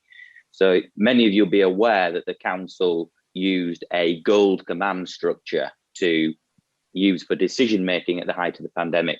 And actually the report was very positive about how decisions were being recorded, how controls were being enacted, and the ongoing governance of the council remained high during the pandemic. So I think that is a real positive success story. Another one that I'd like to sort of call out is the accounts process itself. So since I've been chair now, I'm coming up to, I think, the third iteration of the accounts process. And there's been real improvements in the meeting the overall timelines, the quality of accounts that this council is producing. So I think that is a real success story. And finally, almost a personal observation really as chair, and I think that is to the culture and to the attitude of officers who have been attending Audit Committee. Many conversations we have been challenging about council services, and we're particularly welcome where officers are humble, transparent, open and honest about ways in which those services can be improved. And I think it's that kind of constructive dialogue that moves us forward collectively as a council. So we welcome that very strongly as a committee, and we certainly thank officers for their engagement with us. May I also call out some work that we did on the Internal Controls Commission report. I think, again, many of you will be familiar with this. This was an overall inquiry into the range of controls and governance that were in place across the council, and we as Audit Committee have been monitoring that closely. I think there's a very high percentage completion rate of the key findings. I think where the council needs to continue building on is the overall culture of accountability, breaking down some of those silos across the council so that problems feel more collective across council areas. So we'll be looking at the Internal Commission's report I think for many years to come, just to check and test that culture we're still growing and building on. I think perhaps, if I may, some of the challenge areas that we've identified going forward, and the sort of definitely key priorities for us. The first is around risk management in the council. So again, we've seen some positive step forwards.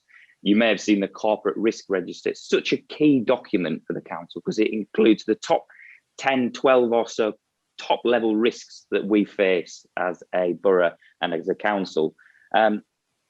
That's important to guide us in all of our decision making and how we allocate resources. But we need to go further. The council needs to go further in embedding risk into everything that we do. And that even we as an audit committee, we need a continual laser focus on how risk management is being embedded into decision making.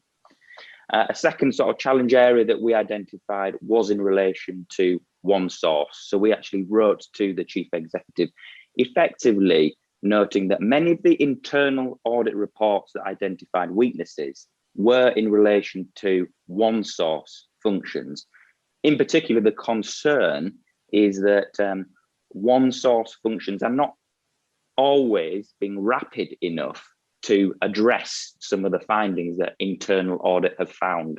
So that is our key challenge in relation to one source, to make sure that where internal audit identifies limited assurance, that there's rapid improvement in the internal controls around services, because that's absolutely what residents deserve, to make sure that all of the council's internal functions are delivering value for money and there's clear accountability. And finally, we also want to see more rapid progress in relation to how the council does procurement as well, and we'll be monitoring that very carefully in the coming year.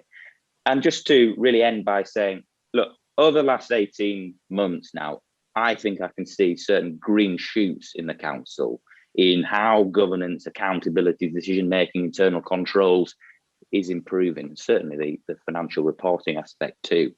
So I think the council is in a good position coming out of the pandemic in relation to its core governance functions, and we'll be working closely with scrutiny, but we'll continue to hold management to account in terms of the ongoing control framework around the delivery of council services. And we look forward to being a critical friend in relation to our oversight of those services.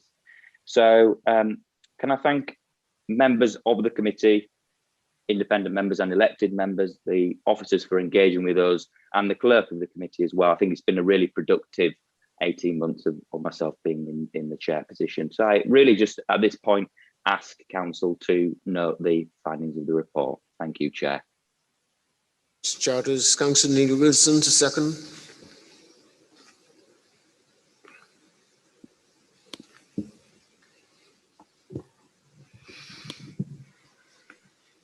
Can you hear me all right? Yes?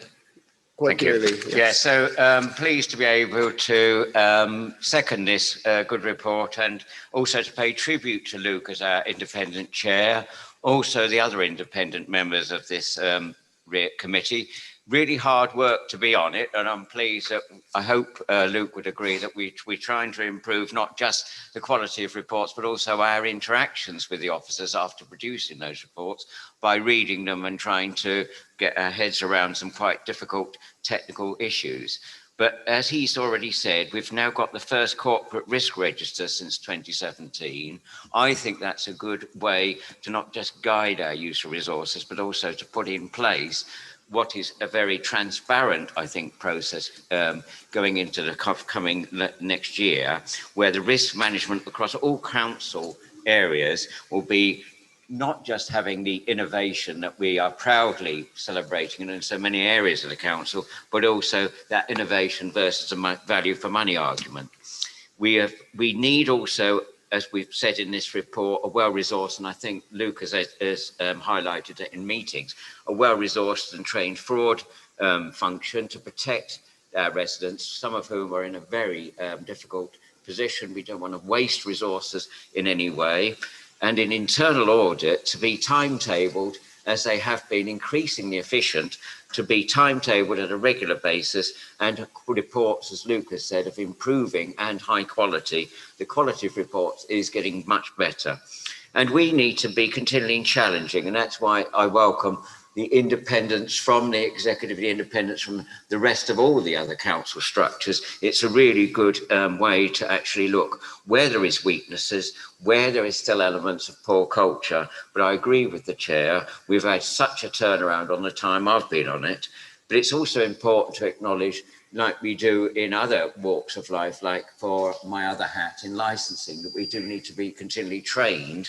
And it's important for training for us as councillors to be trained in the audit. And I'm grateful to the chair and the clerk and others to organise that through SIPFA and other well-known bodies. So thanks, Luke, for your help and guidance as chair. Thanks for all the independent members, and I look forward to having another year with us where we can actually have that real checks and balances and a guarantee of quality so that we can go, as you say, in a good position to make it even better in terms of financial reporting and make those green shoots develop even more. So thanks again. Thank you. Thank you very much, Councillor Wilson. Does any member wish to make a contribution? Okay, I think we should move. Sorry, Chair, if I may. Sorry about this, I'm not looking to my left. It's all right. Sorry.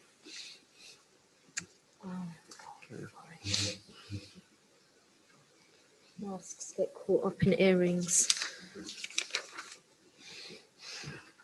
Thank you very much, Chair. I just really wanted to commend the report, and personally, as the Mayor, would like to thank the independent Chair, Luke, for all his diligence and hard work during his time as the independent Chair.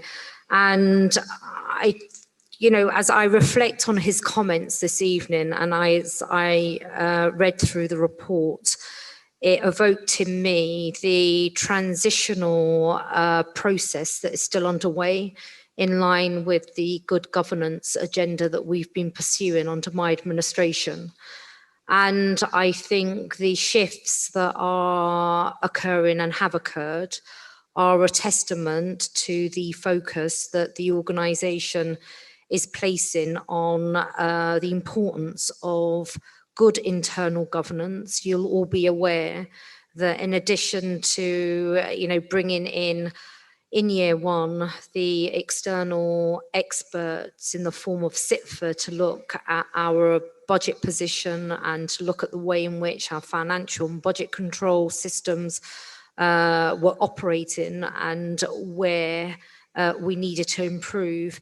In a similar vein, the work of the Audit Committee has played a vital role in the enhancements and improvements of our internal control function and complements the work of the Independent Internal Controls Commission, which I established after the emergence of the highways RMS debacle back in early 2020.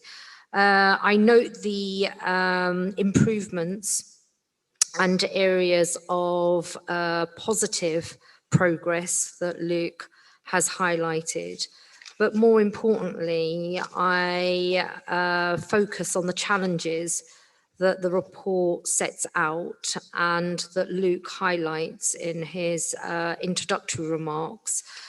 In the area of risk management, the fact that we've now finally got an updated risk management, the first update since 2017. And I think that's another example or illustration of the absolute kind of effort that it's taken us to really turn around the council, to get it to a position of better practice. I note his comments on OneSource as being a risk area, particularly not being rapid enough. And, that aligns with concerns that I have had as the Mayor and the Cabinet Member for Finance and Resources has had since 2018 around the efficacy of OneSource as a shared service. And there's been a huge amount of work that's been undertaken through the joint committee, which is a joint committee of the local authorities that are part of this shared service, previously included Bexley and now just Havering and Newham. And, you know, we've asserted some very, very clear requirements in terms of improvements around various service level agreements that we would like to see on part of Newham. And I think this holding management to account point that Luke made, and it evokes in me my speech that I made to annual council meeting back in 2019, where I talked about the hope and ambition of the council being held back by the inability and inefficacies of the council machine or operational organisation. And so I welcome the role that the Independent Audit Committee plays with regards to holding management to account, because it supplements the holding to account of the council service areas by the cabinet leads and myself as a portfolio lead, but as myself in my role as the mayor in holding cabinet members to account. And I'll just finally conclude by saying this, if I may, Chair. The audit committee used to be called the audit board when I was a councillor between 2014 and 18. It was chaired by the then occupier of the cabinet role for finance and resources. And one of the pledges made when I stood for office back in May 2018 was ensuring the integrity of audit, and in line with every other local authority, ensuring that the audit board, known at that time, was transitioned into the audit committee led by an independent chair. And I commend and thank the work and the diligence of Luke in his role over the period that he has served. So thank you. Thank you very much. Any further contributions? Okay, Mr. Charteris, you have the right of last reply. Do you want to add anything further to what you said before? No, just to say thanks very Mr. much Charteris? for the. Sorry, I'm with you now. I hope. Just to Did you say hear thank me? you very much. Can't hear him. He's there and he's not moving. I think he's on mute. Hello, Mr. Charteris. Can you hear me? Oh, we can hear you now. Well, simply, Chair, just to say thank you for the kind remarks of the Mayor and Councillor Whitworth and Councillor Wilson. Apologies, and say look forward to working with you in the next year. Thank you. Much indeed. Could we now move to the vote, please? Those in favour of the report, please show. Thank you so much. Anyone against? That is carried. Thank you very much indeed. Move to item number 19 on the agenda. The Chair of Standards Advisory Committee Annual Update. I would like to welcome to the meeting Riza Chowdhury, Independent Member and Chair of the Council's Standard Advisory Committee, who is joining us via Zoom. Mr. Chowdhury, you have up to 5 minutes to give your verbal update on the work of the committee. Thank you, Councillor Chair. Chowdhury. Thank you, Chair. And sorry, Riza Chowdhury. She's been promoted, you see. Can I check that you call? Is she with us? Is he with us? Sorry, is he with us? Can I check? Chowdhury, He's behind you. we can hear you. Can you hear me now? Can you hear?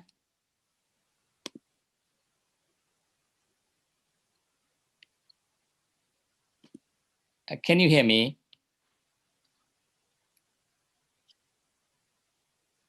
I don't think you can hear us, Mr. Chowdhury. I can hear you, but I'm not sure that you can hear me. Can you hear me?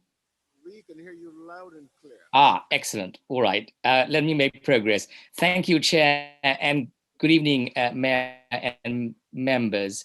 As Chair of the Council's Standards Advisory Committee, I'm grateful for the opportunity to take stock of the matters the committee has dealt with in the recent past. I'm going to cover the following: membership of the committee, work done and work ahead. Firstly, to the committee membership. It's made up of 5 independent members and 4 councillors, and at least in normal non-COVID times meets 3 times a year. The attention that standards in public life is currently receiving, at least at a national or central government level, only serves to remind us all of the importance in maintaining an ethical framework which ensures public trust and confidence in decision-making and politicians. The Council's reputation and your reputation depends upon it. We're all aware from the recent news stories about the early handling of the pandemic, how ethical standards and conflicts of interest can affect the public's perception and faith in our political leaders, whatever individual views on the rights and wrongs of the decisions made. This is equally important at our local level. Resetting the focus at a local government level, but keeping these examples in mind, the Council has a statutory duty to promote and maintain high standards of conduct by members. The code of conduct for members that all members have to comply with, and acting in an official capacity is key to discharging this duty. This code has a number of statutory principles which underpin it, namely selfishness, integrity, objectivity, accountability, openness, honesty, and leadership. It is these principles that set the standards against which your conduct is assessed and when acting in an official capacity. The requirements relating to interest are a fundamental part of the code, and I would remind members to review and update their register of interest on a regular basis. As a committee, we review regularly the interests that members declare at meetings and any gifts and hospitality registered by members because they present risks which can give rise to the greatest harm to the Council's ethical framework. Great care is needed when receiving and registering gifts and hospitality, which is why the committee has asked the monitoring officer to advise you to specify the value or estimated value of gifts and hospitality you receive, instead of simply saying over £25 to ensure proper transparency and accountability. Last year, we also reviewed the new arrangements for officers' declarations of gifts and hospitality too. Staying with the code, since 2019, the committee has been considering the report and recommendations on ethical standards in local government published by the Committee on Standards in Public Life. The committee has also considered a report on Newham's standards arrangements as assessed, I beg its pardon, but against the CSPL's best practice recommendations. Whilst the government's response to the CSPL's report and recommendation is still awaited, we have considered the local government, the association's model code of conduct and started the process of reviewing in detail the Council's code of conduct for members and the current procedure for handling complaints about the conduct of members. This work is ongoing. At each meeting, we also receive an update from the monitoring officer on code of conduct complaints. I'm pleased to say, in broad terms, that the complaints are few in number and relatively minor. The public's expectations of members is high, and often such expectations are not capable, on an objective view, of giving rise to an arguable breach of the code. For example, not responding to a constituent's email, either in a timely or satisfactory manner, will usually be a performance issue for the group whips to deal with, rather than as an official conduct issue by the council. Understandably, the public do not find it easy to differentiate between members acting in an official capacity, that is to say, conducting the business of the council or acting as a ward councillor on the one hand, and members acting in either a personal or party political capacity on the other. Given the digital world we now live in, it is not surprising that we increasingly see these issues playing out in the context of members' use of social media. These and other issues will be kept in mind by the committee as it continues its review of the Council's Code of Conduct. We have also reviewed other codes and protocols too, such as the Social Media Protocol, Member Officer Protocol, and the Planning Protocol. Looking ahead to the remainder of this municipal year, as already mentioned, the committee will progress its review of the Members' Code of Conduct and related arrangements and continue to review the codes and protocols set out in the Council's constitution. Thank you once again for the opportunity to update you on the work of the Standards Advisory Committee. And it would be rather remiss of me not to also thank the officers' involvement in the committee who do a sterling job during each and every meeting. I ask that the report is noted. Is my mic on? Hello? Hello? I can hear you. Thank you very much, Mr. Chowdhury. There's currently no provision for questions by members for this item, so we note your update. And on behalf of the Council, I thank you and the committee for your work. Is that noted? Thank you very much indeed. Item number 20, boundary review implementation. I move that Council notes the implementation plan and proposed timetable in the report. Do we have a seconder? Councillor Khan. We now move to the debate. Does any member wish to speak on this item?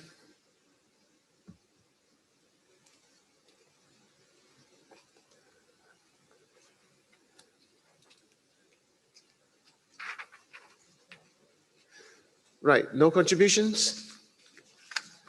Right. So therefore we now move to the vote. Only for those members of Council physically present in this meeting location is this recommendation to note the report agreed. Is the recommendation to note report, is that agreed? Agreed. Thank you very much indeed. Anyone against? That is carried. Item 21, appointments. Are there any other appointments to be made by the Mayor which he wishes to announce? No, thank you, Chair. Thank you very much. Are there any appointments which the group wish to propose? Chair, I'd like to announce that Councillor Dawood has stepped down from Overview and Scrutiny Committee, and Councillor Dawood and Councillor Maniba Khan have stepped down from Licensing Committee, and Councillor Susan Masters has also stepped down from Pensions Committee.